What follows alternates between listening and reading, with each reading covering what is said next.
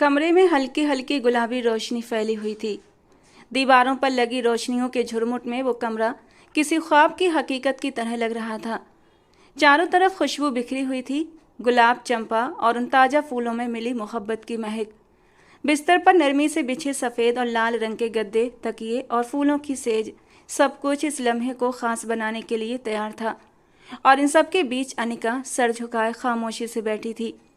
उसके हाथों पर लगी मेहंदी अब हल्के हल्के रंग बदल रही थी, मगर उसके दिल में एक तूफान सा मचा हुआ था। दिल की धड़कन जैसे हर लम्हा तेज होती जा रही थी।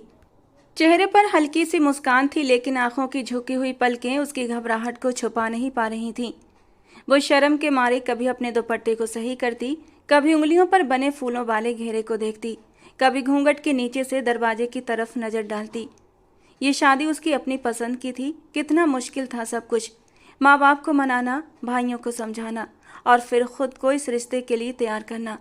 हर लम्हा जैसे एक आजमाइश था, लेकिन उसने हर कदम आरब के लिए उठाया था, उस शख्स के लिए जिसे वो दिल की गहराइयों से चाहती थी, जो उसकी हर बात पर हंस पड़ता था, जो उसकी हर खामोशी को समझ लेता था। आज वो लम्हा आ गया था जिसका दोनों ने एक दूसरे से वादा किया था। अनिका, अपनी शादी की रात हम दोनों सिर्फ अपने लम्हों को याद करेंगे। मैं तुम्हारे लिए गिटार लाऊंगा, तुम गाना गाओगी और मैं तुम्हारी आवाज़ सुनूंगा। तुम जब गुनगुनाती हो ना, दिल में एक सुकून सा उतर जाता है। और शादी की पहली रात मैं तुम्हारी सुरीली आवाज़ को अपने दिल में उतारना चाहता हूँ। हम नाचेंगे, बातें करेंगे, हंसेंगे और बहुत कुछ करेंगे, बस एक दूसरे के साथ रहेंगे। ये वो वाक्य थे जो उसकी याद में ताज़ा हो गए। एक नरम सी हंसी उसके लबों पर आई थी। कितना बचपना था हम दोनों का, लेकिन कितना खूबसूरत था वो बचपना। उसने नज़रें उठाकर कमरे का जायजा लिया। हर कोना आरब की मोहब्बत की झलक लिए हुए था। कमरे की खामोशी में जैसे वक्त थम गया था। अनिका अपने ख्यालों में गुम, होठों पर हल्की सी मुस्कान लिए अपने और आरब के बादों की धुंध में खोई हुई थी कि अचानक दरवाज़ा जोर से खुला। धड़ाम की आवाज़ के साथ एक घबराई हुई नौकरानी अंदर दाखिल हुई। उसका चेहरा हवाइयाँ उड़ा हुआ और आंखें बहशत से बड़ी बड़ी फैली हुई थीं। छोटी मालकिन, गजब हो गया, आपका सुहाग उजड़ गया।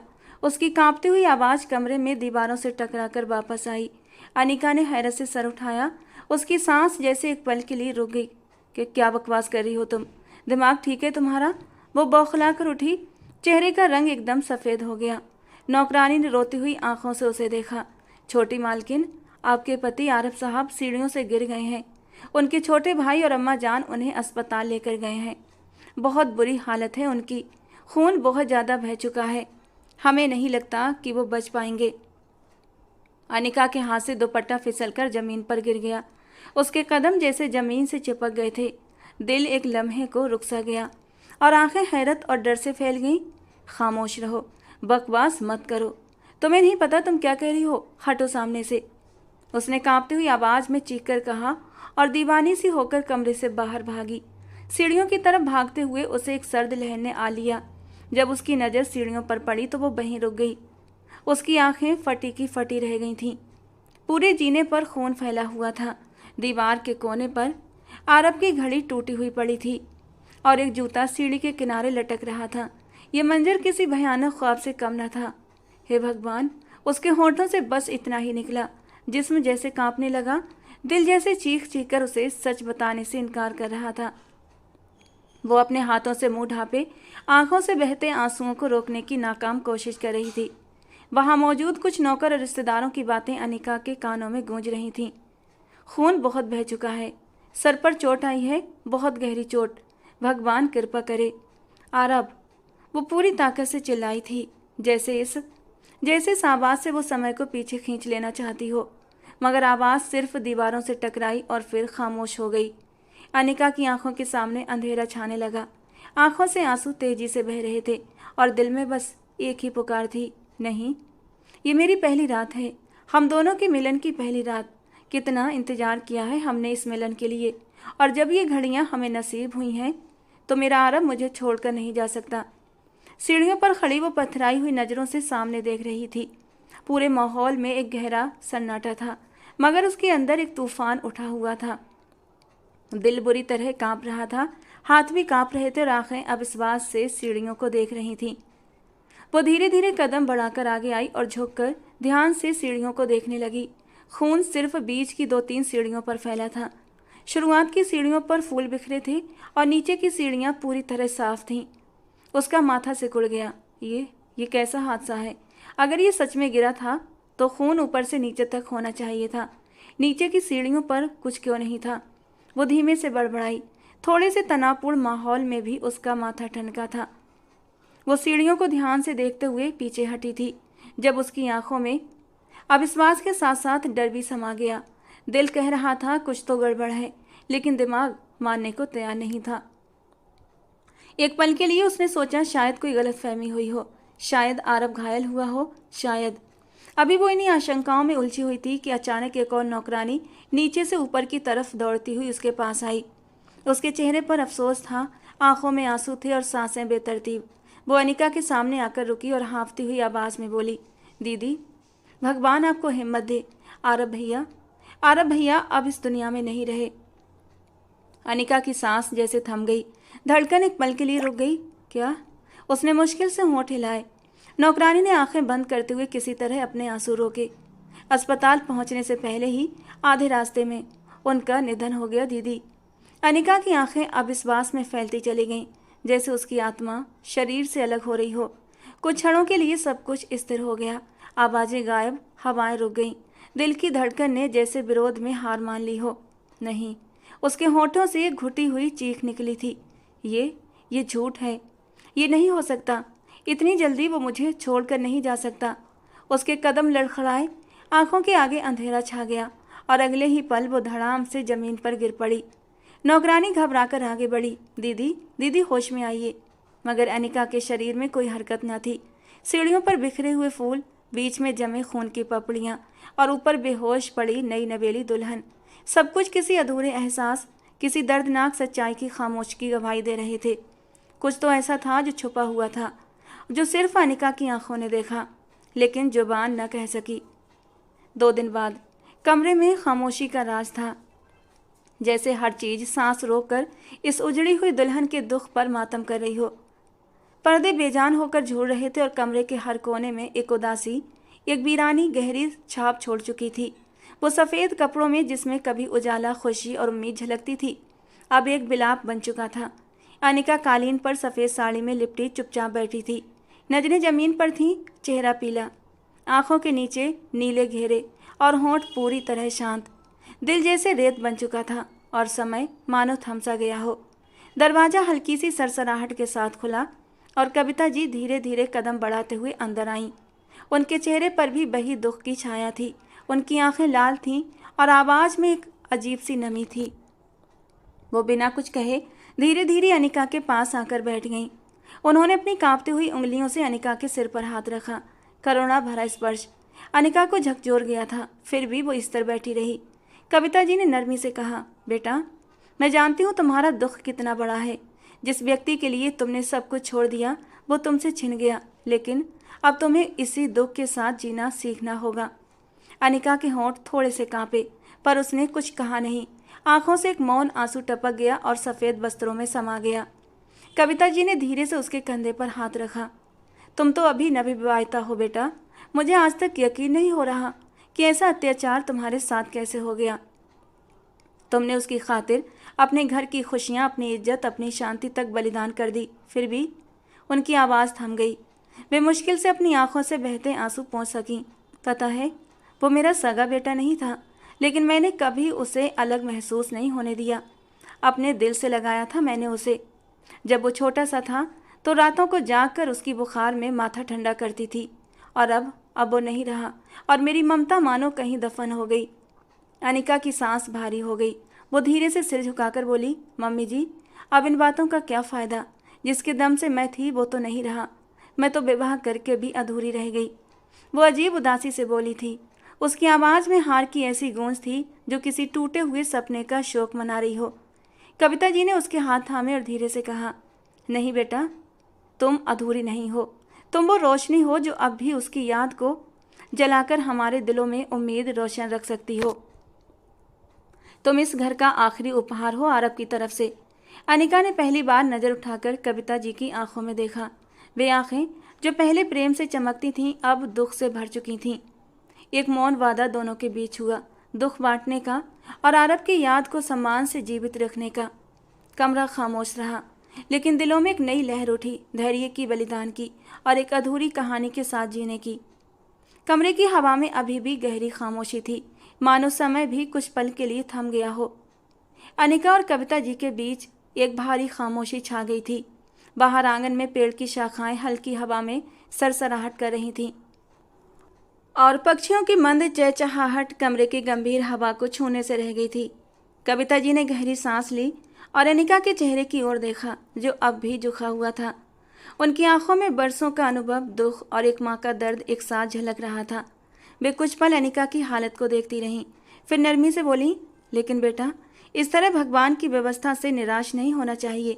ये सब सिर्फ और सिर्फ उसकी मर्जी से होता है। हम इंसान कुछ नहीं कर सकते, न किसी को बचा सकते हैं और न किसी को रोक सकते हैं। अनिका ने सिर हिलाया, जैसे भी शब्द उसके दिल से गुजरकर उसकी आत्मा तक पहुंच गए हों। कविता जी की आवाज़ में अब गंभीरता थी। मैं जानती हूँ बेटा, अभी सांत्वना, ये बातें कोई मतलब नहीं रखती, लेकिन दुनिया के साथ जीना पड़ता है। कोई भी दुख हमें जीवन से आज़ाद नहीं करता। इंसान जिंदा रहता है और जीना भी उसी दुख के साथ सीख लेता है। उन्होंने उसका हाथ धीरे से थामा। अनिका ने फिर से नज़र उठाकर उन्हें देखा। उनकी आंखों में एक माँ का सच्चा दुख था। बेटा, मैं तुमसे एक बहुत ज़रूरी बात करने आई हूँ। थोड़ी देर में तुम्हारे माँ बाप तुम्हें लेने आएंगे। ये तो स्वाभाविक बात है, तुम उनके लिए भी बहुत प्यारी हो, लेकिन मैं चाहती हूँ कि तुम अपनी विधवा अवधि के दिन यहीं बिताओ, इसी कमरे में। कविता जी की आवाज़ थोड़ी रुकी, फिर धीरे से जारी रखते हुए बोली, और यही तुम्हारे लिए बेहतर होगा। तुम्हारे पति का कमरा है ये, उसकी हर सांस, हर याद यहीं पर बसी हुई है। मुझे लगता है जब तुम यहीं होती हो तो शायद उसकी आत्मा को भी शांति मिलती होगी।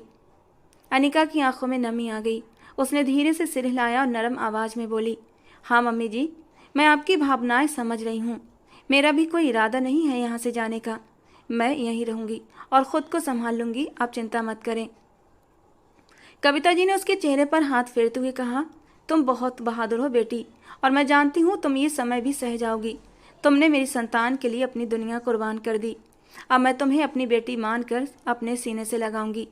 अनिका के होंठ कांपने लगे, आंखें भर आईं और वो कविता जी के सीने से लगकर रोने लगी। उस सीने में केवल सांस का नहीं, माँ का प्यार भी धड़क रहा था। बाहर आसमान पर सूरज की किरणें धीरे धीरे छनकर अंदर आ रही थीं, जैसे इस सहनशीलता, इस मौन दर्द और इस कोमलता पर ईश्वर भी अपनी रोशनी बिखेर रहा हो। अगले दिन दोपहर के समय लॉन्च का माहौल एक अजीब सी गंभीरता से भरा था। सूरज की किरणें खिड़की के पर्दों से छन छन कर अंदर आ रही थीं और कमरे में फैले शांति समय के थम जाने का एहसास दे रही थी। एक और कविता जी सोफे पर बैठी थीं, जिनकी आंखों में अभी भी गम की नमी थी। उनके सामने अनिका के माँ बाप बैठे थे, चेहरे पर चिंता की लकीरें और आंखों में अपनी बेटी के लिए दर्द झलक रहा था।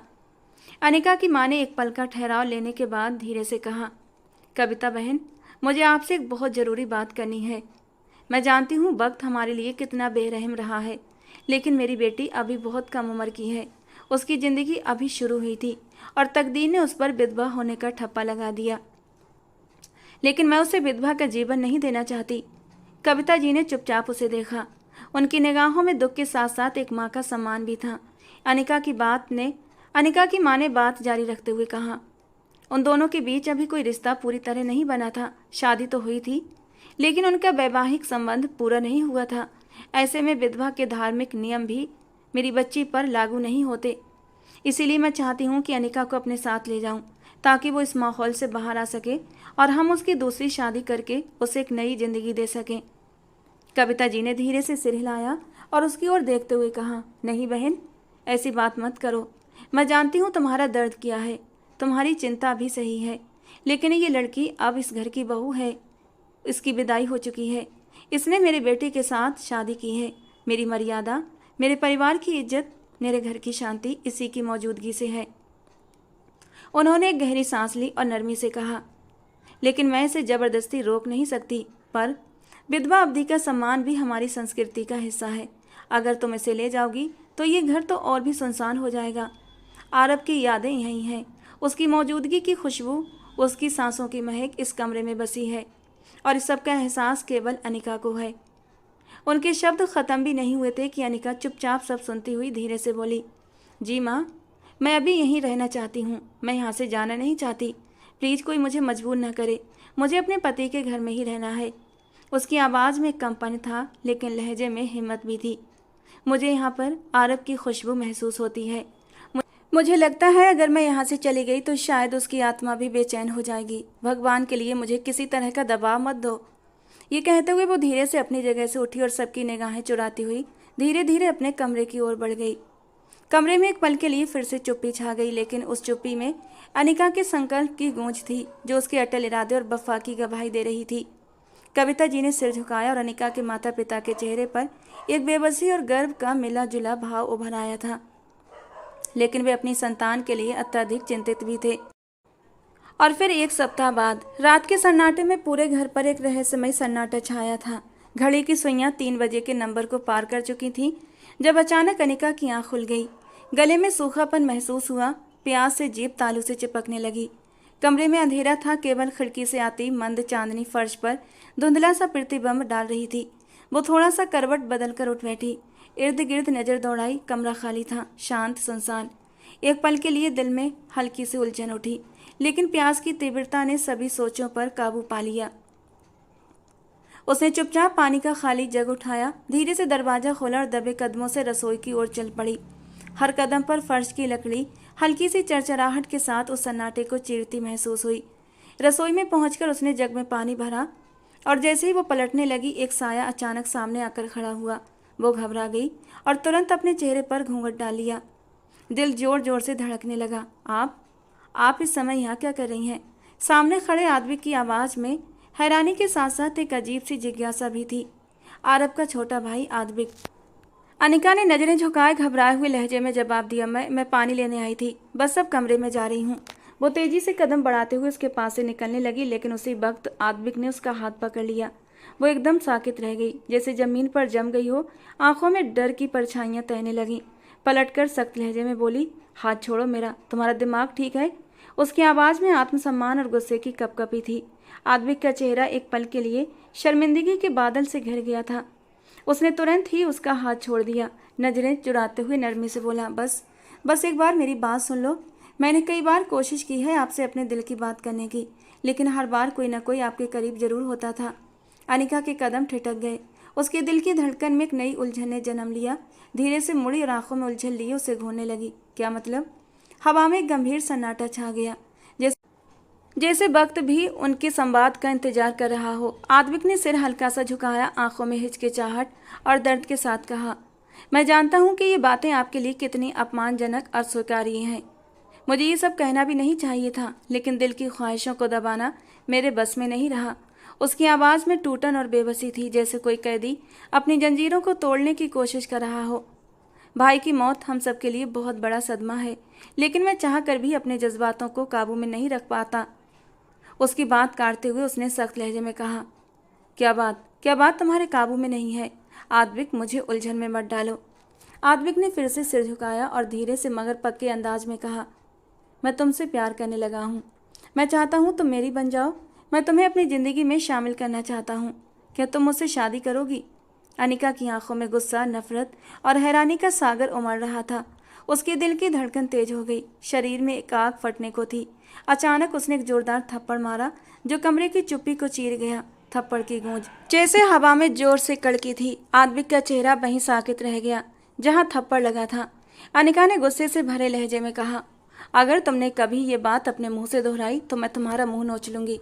ये सब बकवास बंद करो, तुम्हारा ये बयान मेरे लिए असहनीय है। उसकी आवाज़ में ऐसी कड़वाहट थी कि सुनने वाला थर्रा उठता। वो चुपचाप अपने कमरे की ओर बढ़ गई। हर कदम में दबा हुआ गम और सख्ती साफ झलक रही थी। पीछे रह गया आदबिक, जो खुद को बेजुबान और अधूरा महसूस कर रहा था। उसकी आंखों में पछतावे और दर्द के निशान साफ नजर आ रहे थे। कमरे के दरवाजे के बंद होने की आवाज़ ने जैसे एक अध्याय बंद कर दिया हो और दोनों के बीच की दीवार और भी मोटी हो गई थी। बाहर रहने वाली हवा में अब निराशा, बेबसी और दिल टूटने की खुशबू घुल गई थी। आदबिक थोड़ी देर जमीन की तरफ देखता रहा, फिर धीरे धीरे कदम बढ़ाते हुए वहां से चला गया, अपने दिल की तन्हाई और ख्वाहिशों को दिल के अंदर कहीं दबाकर।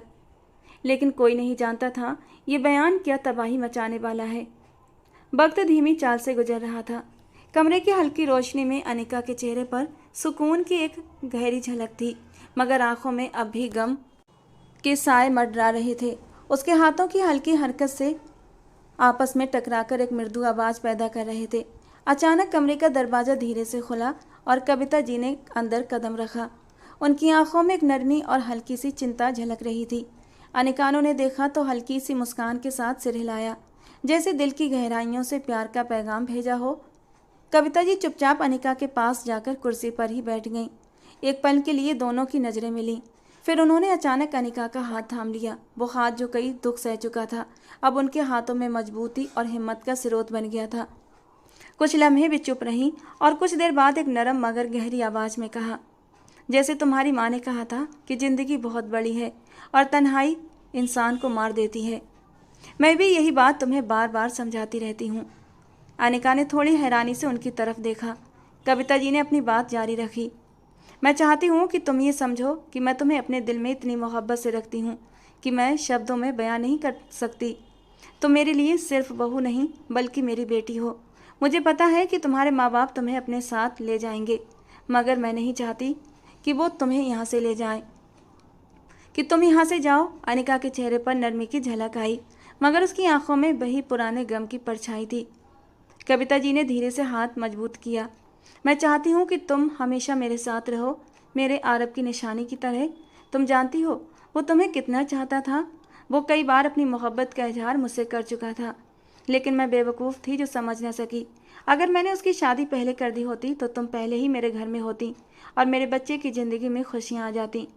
अनिका ने दुखी होकर कहा, मम्मी जी, आप ऐसी निराशाजनक बातें क्यों करती हैं? अगर आपके दिल में कुछ बात है तो आप मुझसे बात करें, मैं हूं ना, जो कुछ भी हो सके मैं आपके लिए कर सकती हूँ।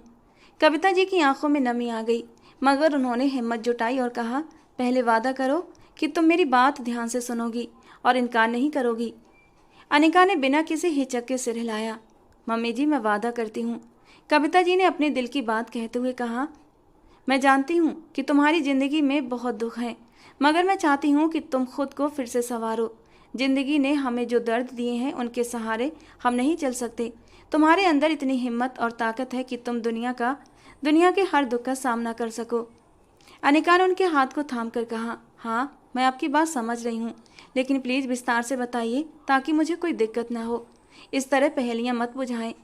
कुछ पलों बाद वो चुप रहीं, फिर उसे देखते हुए बोली, तुमने मुझसे वादा नहीं किया, बताओ क्या तुम मेरी बात मानोगी? क्या मुझे अपनी माँ मानती हो? वो थोड़ा हैरान हुई। उनकी हर पल बदलती हुई मुद्रा पर वो सचमुच हैरान थी, लेकिन फिर उन्हें देखते हुए बोली, हाँ, मैं बोल रही हूँ आपसे।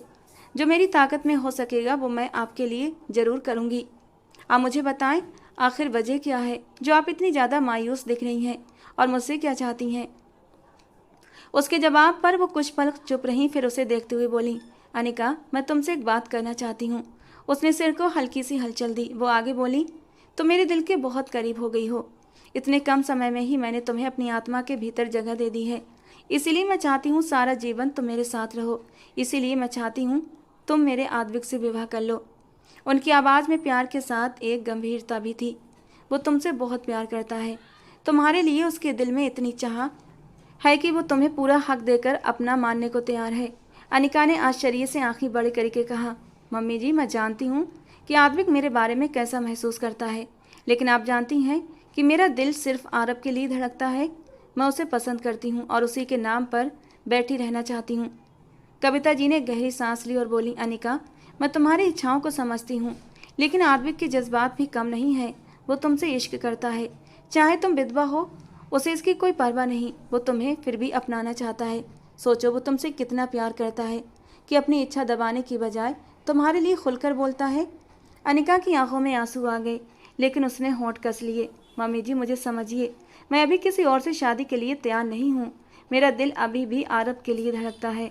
मैं आद्विक के लिए कुछ भी महसूस नहीं करती। कविता जी ने नरम लहजे में उत्साह से कहा, मैं नहीं चाहती कि तुम इस घर से दूर चली जाओ। ये घर तुम्हारा है और आद्विक तुम्हें अपनी खुशियों में शामिल करना चाहता है। ये सब तुम्हारे लिए बेहतर होगा। तुम्हें दुनिया की हर खुशी मिलेगी। मैं तुमसे तुम्हारी माँ की हैसियत से ये विनती करती हूँ, तुम प्लीज़ मेरे लिए ये कदम उठाओ। मैं तुम्हें खुश देखना चाहती हूँ।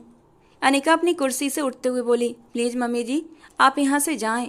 मैं ऐसा कुछ नहीं करूँगी। मैं अपनी ज़िंदगी अपने तरीके से जीना चाहती हूँ।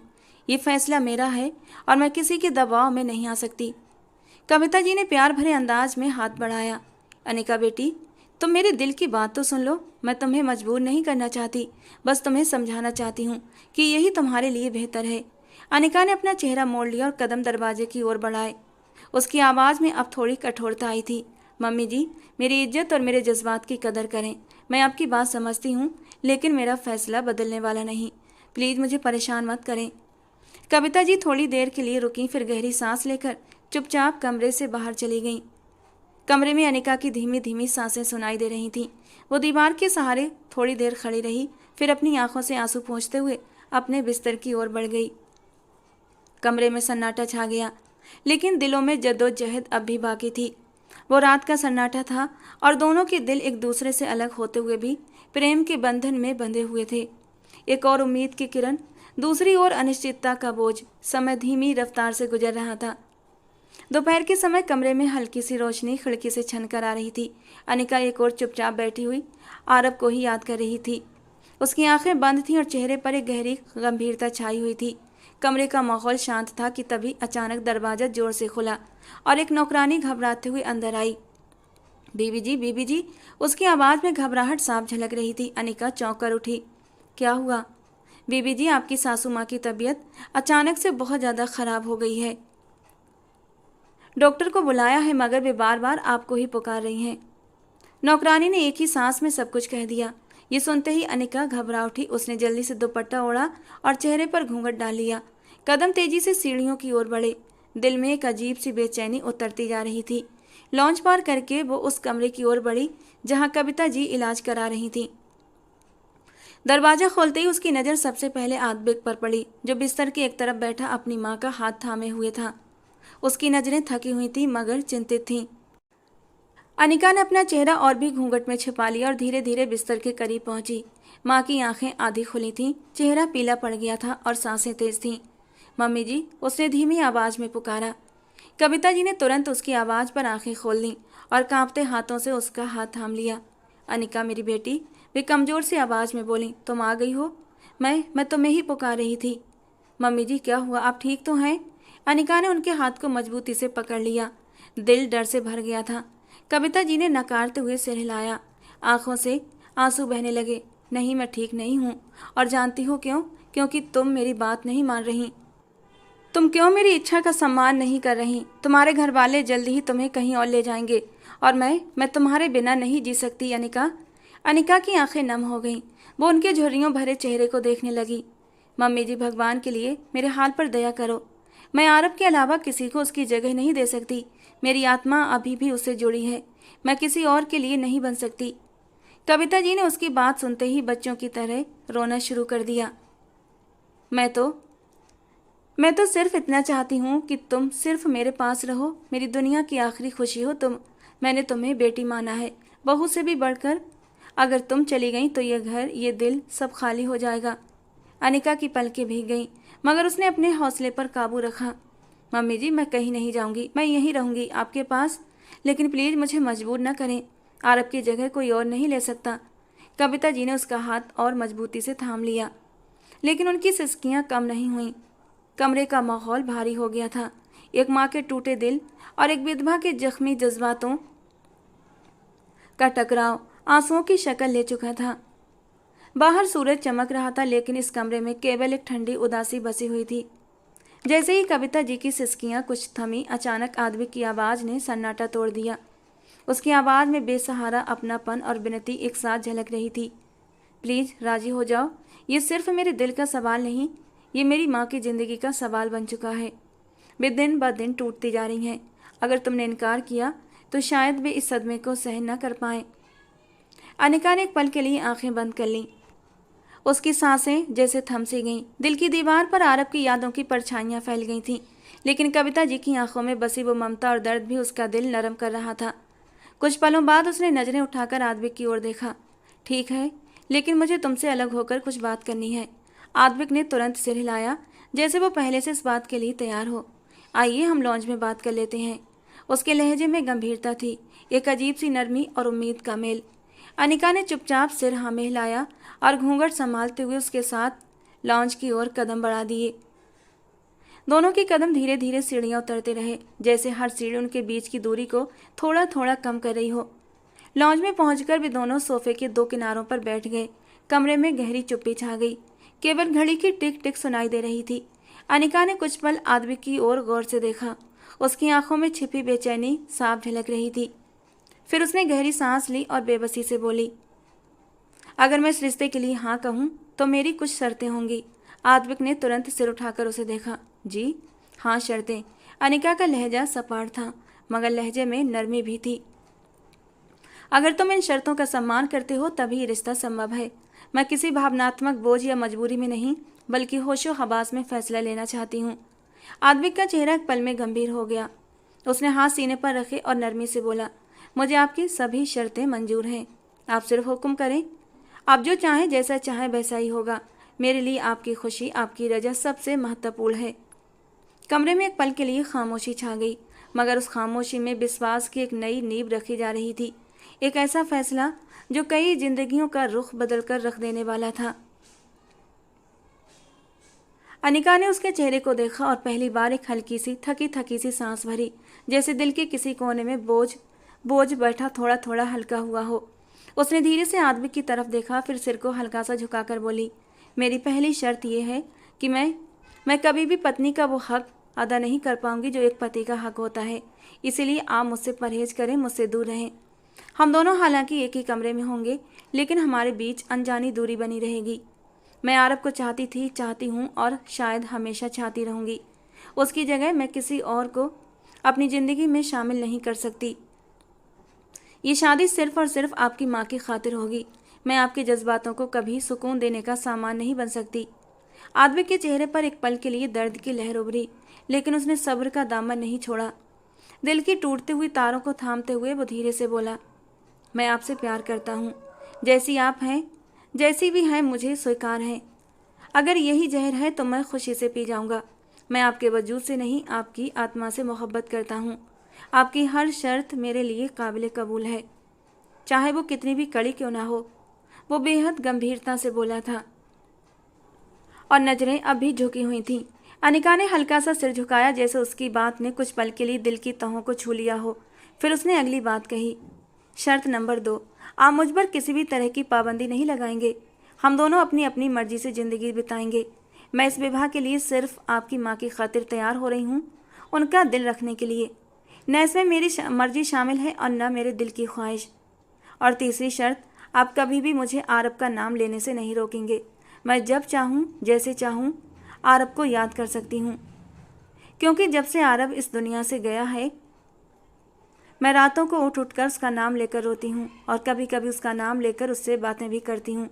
तो आप ये सब कुछ करने से मुझे नहीं रोकेंगे। आद्विक ने तेजी से सिर हिलाया, जैसे उसे और कुछ सुनने की जरूरत ना हो। मंजूर है, वो धीरे से बोला।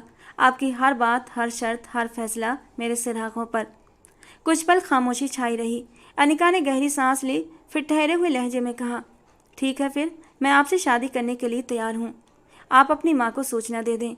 मैं अब अपने कमरे में जा रही हूँ। आद्विक ने बस धीरे से सिर हिलाया था, खामोश, खाली नज़रों से उसे जाता हुआ देखता रहा। अनिका के चेहरे पर अभी भी घूंघट था। उसने सिर संभाला, दुपट्टा ठीक किया और धीरे धीरे कदमों से लॉन्च से बाहर चली गई। उसकी पीठ जैसे खाली अस्तित्व का साया लिए अपने फैसले का बोझ संभालती जा रही थी। आद्विक अपनी जगह स्थिर बैठा रहा, उस खामोश हाँ की गूंज में जो शायद एक नए दर्द की शुरुआत थी। 4 महीने बाद लॉन्ज में आज एक खास खामोशी छाई हुई थी। सोफे, कुर्सियाँ, कालीन, सब कुछ जैसे साधारण मगर गरिमामय इंतजाम में डूबा हुआ था। अनिका के चेहरे पर आज भी वही गहरी उदासी थी।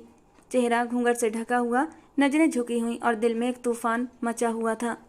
दिल अभी भी उस दर्द के सहरा में भटक रहा था, जहां आरब की यादें हर मोड़ पर इंतजार करती थीं। बहुत ही सादगी से आद्विक और अनिका की शादी हो गई।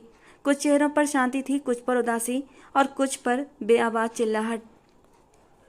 जिंदगी ने एक नया मोड़ ले लिया था, चाहे दिल अभी भी पिछले मोड़ पर रुका हो। समय धीरे धीरे बीत रहा था।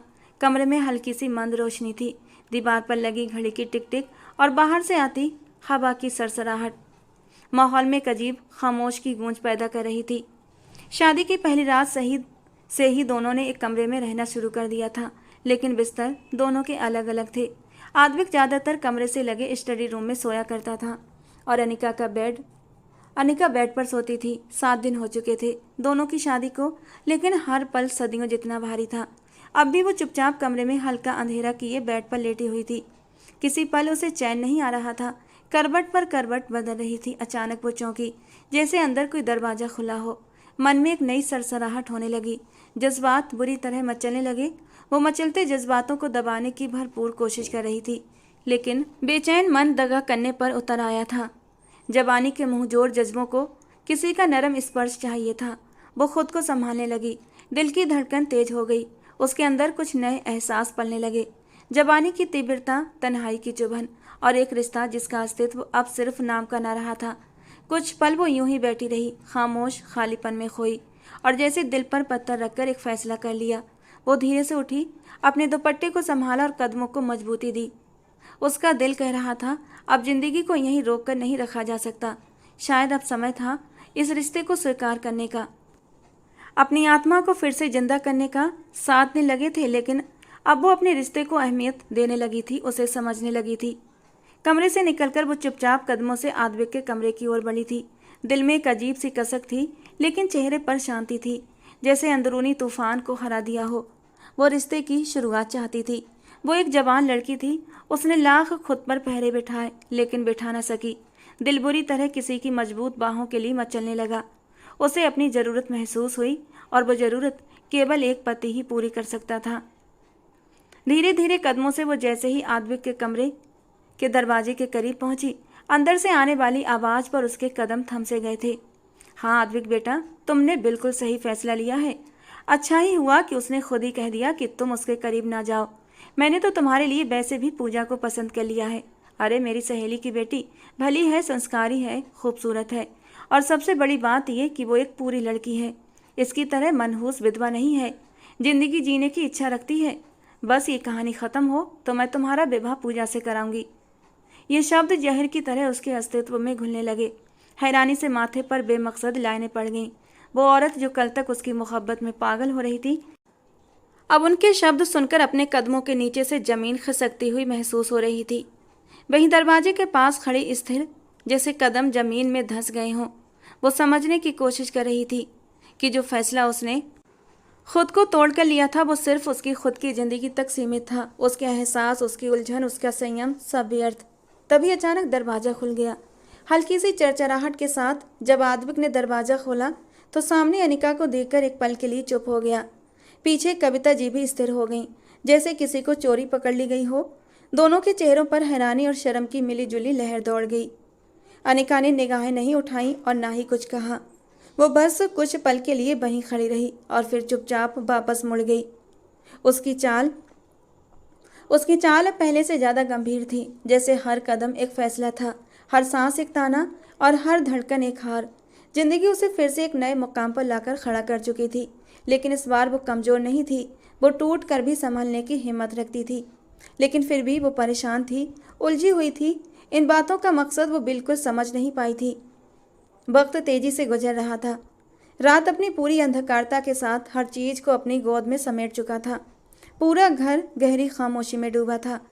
खिड़की के शीशों से चांद की मध्यम रोशनी धीरे धीरे अंदर आ रही थी, जो अब कमरे के फर्श पर सफ़ेद चादर की तरह बिखरी हुई थी। कमरे में आधी अंधेरी छाया थी। सिर्फ साइड टेबल पर रखा लैंप हल्की पीली रोशनी फैला रहा था। अनिका नरम सफ़ेद बिस्तर पर गहरी नींद में डूबी थी। उसका चेहरा सुकून की तस्वीर लग रहा था, जैसे उसने एक पल के लिए दुनिया की सारी फिक्रें भुला दी हों। वो करवट लेकर सो रही थी। उसके चेहरे पर फैली खामोशी बेहद मासूम और नाजुक सी थी कि तभी कमरे का दरवाज़ा बहुत धीरे से खुला था। कोई आहट नहीं हुई, जैसे हवा ने दरवाज़ा सरकाया हो। आद्विक चुपचाप कदम बढ़ाते हुए धीरे धीरे अंदर आया था। उसके चेहरे पर गंभीरता छाई हुई थी, निगाहें किसी और ही ख्याल में डूबी थीं। उसके हाथों में एक लाल रंग का फोल्डर था, जिसमें कई महत्वपूर्ण कागजात रखे हुए थे। ये कागजात मामूली नहीं थे। अनिका की संपत्ति की गवाही देने वाले दस्तावेज, जिन पर एक दस्तखत या अंगूठा ही सब कुछ बदल सकता था। आद्विक की नज़र अनिका पर पड़ी, जो आराम से सो रही थी। एक पल के लिए वो रुक गया, चेहरे को देखा, जैसे दिल में कुछ बेचैनी से उठी, लेकिन तुरंत ही उसने नजरें हटा लीं। वो धीरे धीरे उसके बिस्तर की ओर बढ़ा था। कदम बहुत हल्के से, नरम से थे। आवाज नहीं थी। वो जानता था अगर अनिका जाग गई तो ये काम पूरा नहीं हो सकेगा। उसने जेब से एक छोटी सी टॉर्च निकाली और कागजात निकालकर मेज पर फैला लिए। ये सब जायदाद की मालिकाना हक से जुड़े थे। एक तरफ अनिका के पिता की तरफ से उसके नाम की गई जमीनों का विवरण, दूसरी तरफ आरब की तरफ से मौत से पहले अपनी पत्नी के नाम की गई संपत्ति का पूरा रिकॉर्ड। हर पन्ने पर अनिका के अंगूठे की जरूरत थी। वो मेज से अंगूठे का स्टैम्प पैड निकाल लाया। अनिका का हाथ धीरे से थामा, जैसे किसी मूर्ति को छू रहा हो। उसकी नींद गहरी थी। एक पल के लिए भी उसने पलकों को नहीं झपकाया। आद्विक ने बड़ी निपुणता से उसके अंगूठे को स्टैम्प पर रखा, फिर हर जरूरी पन्ने पर क्रमवार अंगूठा लगाता गया। चेहरे पर किसी प्रकार के संदेह की झलक तक नहीं थी, जैसे ये सब पहले से तय हो। जब आखिरी कागज पर भी निशान पूरा हो गया तो उसने फिर से उसका हाथ धीरे से वैसा ही रखकर सीधा कर दिया। एक बार फिर अनिका के चेहरे को देखा, जो अभी भी नींद में बेखबर था। एक पल के लिए कुछ कहने के लिए होंठ खोलने ही वाली थी वो, पर फिर चुपचाप पीछे हट गई। कागजात वापस फोल्डर में रखे और धीरे धीरे कदम बढ़ाकर वो दरवाज़ा खोलकर बाहर निकल गया। कमरा फिर से खामोश हो गया, जैसे कुछ हुआ ही ना हो।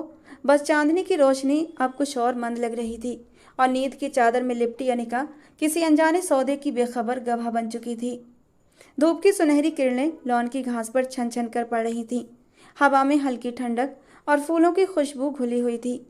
अनिका सफ़ेद शिफॉन की हल्की चादर ओढ़े एक आरामदायक कुर्सी पर बैठी चुपचाप आसमान को ताके जा रही थी। वो अजीब सी बेचैनी और खलिश के हाल में थी। दिल के अंदर कोई ऐसी कमी थी जो शब्दों में बयान नहीं हो सकती थी। जिंदगी मानो एक बंद कमरे की तरह हो गई थी, जिसमें न रोशनी की गुंजाइश थी और ना ही हवा का कोई झोंका। उसी वक्त एक नौकर झिझकते हुए उसके पास आया, सिर झुकाए सम्मान से बोला, बीबी जी, बाहर कोई आपका दोस्त आपसे मिलने आया है। अनिका चौंक कर उसे देखने लगी। माथे पर बल आ गए। मेरा कोई दोस्त? ये कैसे संभव है? उसने उलझे हुए अंदाज में कहा। नौकर ने नजरें झुकाकर नरमी से जवाब दिया, जी बीबी जी। वो बहुत जोर दे रहा है, कहता है आपसे ज़रूरी बात करनी है। अनिका के दिल में बेचैनी की एक नई लहर दौड़ गई। वो धीरे से उठी, चादर को संभाला और तेज कदमों से बाहर की ओर बढ़ गई। आंगन के दरवाजे पर पहुंचते ही उसकी नज़र एक अनजान युवक पर पड़ी, जो बड़े आत्मविश्वास से खड़ा था। उन काली आंखों में अजीब सी पहचान लिए वो तुरंत आगे बढ़ा। आपने मुझे पहचाना? युवक ने खुशी से पूछा। अनिका उलझन में सिर ना में हिला गई। नहीं, मैं आपको नहीं जानती। उसके होठों से बेख्तियार निकला था। वो अभी और कुछ भी कहने वाली थी कि पीछे से तेज कदमों की आहट सुनाई दी। आद्विक अपनी जगह गुस्से से भरा हुआ दरवाजे से पिरकट हुआ और उस युवक को कड़क नज़रों से घूरते हुए चिल्लाया, कौन हो तुम और यहाँ क्या कर रहे हो? वो युवक तुरंत बोल उठा, मुझे इन्होंने बुलाया है। इन्होंने खुद कहा था कि ये मुझसे मिलने आएंगी। अनिका का रंग फीका पड़ गया। वो तेज लहजे में बोली, क्या बकवास कर रहे हो? मैंने तुम्हें कब बुलाया? क्या तुम? लेकिन युवक अपनी बात पर अड़ा रहा। मैं झूठ नहीं बोल रहा। आपने खुद मुझसे कहा था कि मैं आपका दोस्त हूँ। आपको मेरी दोस्ती पसंद है और आप मेरे घर आए। ये सुनते ही आद्विक का गुस्सा आसमान छूने लगा। वह पलकों के झपकते ही उस लड़के की तरफ भागा, उसका गला पकड़कर जोर से झंझोड़ने लगा। दफा हो जाओ यहाँ से, वरना मैं तुम्हारी हड्डियाँ तोड़ दूंगा। वो जोर से दहाड़ा। आंखों में एक आग सी लपकी। वो युवक घबराकर पीछे हट गया और तेजी से दरवाजे की तरफ भाग गया। आद्विक ने गहरी सांस ली, फिर अपनी पत्नी की ओर मुड़ा, जो स्थिर खड़ी थी। उसकी आंखों में बेबसी और डर एक साथ था। आद्विक ने उसे खूंखार नजरों से घूरते हुए कहा, और तुमसे तो मैं बाद में निपटूंगा। तुम्हारा इलाज अब बहुत अच्छे से करना पड़ेगा। अनिका अनायास ही एक कदम पीछे हट गई, जैसे इस वाक्य ने उसके अंदर की सारी उम्मीदें फिर से तोड़ दी हों। वो अंदर आई तो कविता जी बाहर लॉन्ज में ही खड़ी थी। अरे ये क्या शोर कर रखा है तुम लोगों ने बाहर? माँ देख ले इस औरत को, क्या गुल खिलाती फिर रही है। मुझे अपने करीब नहीं आने देती, कहती है आरब का हक किसी और को नहीं दे सकती। अब मुझे समझ आया कि ये मुझे करीब क्यों नहीं आने देती, क्योंकि ये तो अपनी ज़रूरतें कहीं और से ही पूरी कर लेती है। ये बदकिरदार औरत है। ये कहते हुए आद्विक ने आगे बढ़कर उसके मुंह पर एक थप्पड़ मारा था। फिर से एक बार कमरे में सन्नाटा छा गया, लेकिन अब ये सन्नाटा किसी तूफान के आने की आहट था और फिर सच में उसने इलाज कर दिया। अगले ही दिन उसे घर से निकाल दिया गया। कमरे की खामोश हवा में केवल दीवार पर टिक टिक करती घड़ी की आवाज़ सुनाई दे रही थी। पर्दे आधे खुले थे और शाम की मध्यम रोशनी कमरे में एक गंभीर उदासी फैला रही थी। अनिका सोफे पर गुमसुम बैठी थी। उसकी आंखें लाल थीं और चेहरा भी पीला पड़ चुका था और आंसू उसके गालों पर सूख चुके थे। वो मानो पत्थर बन चुकी थी। सांसें चल रही थीं लेकिन जिंदगी कहीं दूर छूट गई थी। इस अचानक हुई घटना पर वो हैरान थी। उस अजनबी लड़के का अचानक आना और फिर उसका निकाल दिया जाना, ये सब कुछ उसे स्तब्ध कर देने वाला था। वो अपने विचारों में खोई हुई थी कि अचानक दरवाज़ा खुला और उसकी एक कजिन आशा अंदर आई। अनिका ने चौंक कर नज़रें उठाईं और जैसे ही आशा की नज़र उस पर पड़ी वो तुरंत दौड़ी और उसे ज़ोर से गले लगा लिया। अनिका, वो सिसकते हुए रोते हुए बोली थी, क्या सुन रही हूँ मैं? मामी से पता चला तुम घर वापस आ गई हो। ये क्या हो रहा है तुम्हारे साथ? अनिका की आंखों में फिर से आंसू आ गए। उसने खुद को संभालते हुए कहा, मुझे खुद समझ नहीं आ रहा आशा, उन्होंने मेरे साथ ऐसा क्यों किया? मैंने उनका क्या बिगाड़ा था?